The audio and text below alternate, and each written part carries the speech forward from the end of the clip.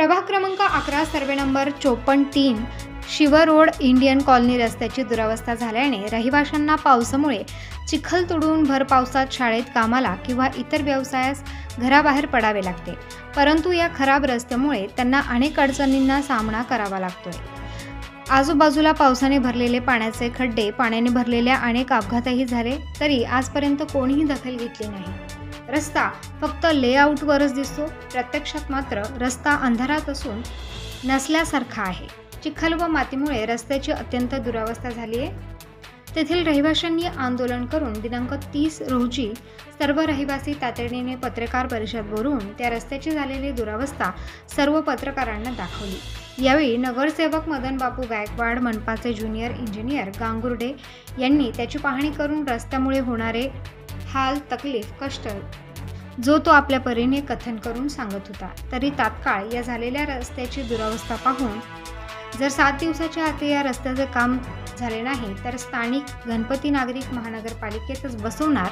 नगरसेवक व मनपा इंजिनियर गांगुर्डे यांनी दिलेल्या आश्वासनामुळे आम्ही येत्या 7 दिवसात रस्त्याचे काम पूर्ण करू अशी आश्वासन नागरिकांना दिले। यावेळी स्थानिक नागरिक उपस्थित होते। दाखवून गेले, माझं काम तसं नाही। मी साहेबांचे पहिले शब्द घेतला, सगळे लोक बसले, जर काम होणार असेल तर तिकडे चला, इथून गाडी घेऊन घरी निघून जाऊ। गांगुर्डे साहेब, एक मिनिट, आमच्याकडे ना एवढी पाटी भरलेली आश्वासनांची, त्याच्यातले तुम्हाला काही कमी करता येईल तर करा, पण आम्हाला आश्वासन बिलकुल देऊ नका। आम्हाला कृती पाहिजे ने। आमच्या पोरांना जे स्टेट गव्हर्नमेंट आणि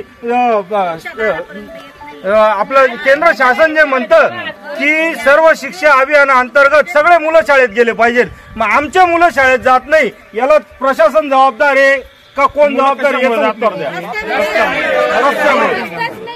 याला जर रस्त्यामुळे जर याला महानगरपालिका जबाबदार आहे।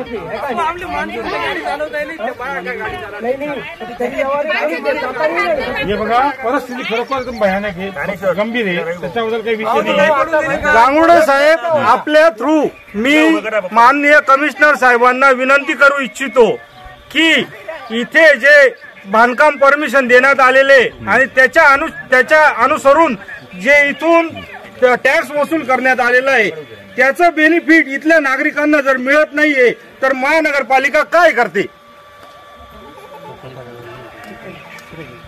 मी आता परिस्थिती बघितली, फारच गंभीर आहे आणि आम्ही आजचा प्रस्ताव मी माझी जायची परिस्थिती आहे कुठे आता मी सांगा, सगळे जाऊ शकतील पुढे।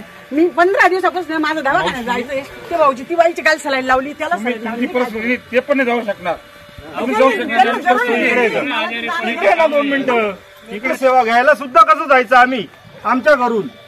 तिला काल दवाखान्यात मी गुपचूप बसले, कसं जायचं, कसं पोहोचायचं? गाडीवर इथून न्यायचं म्हटलं तर जो गाडी चालवणारा आहे त्याच्या जीवाचं काही कमी जास्त झालं तर तिकडे बसा ना, बसा ना तिकडे भटू। आम्ही प्रस्ताव आजच देणार आम्ही आणि ते काम होणार आता।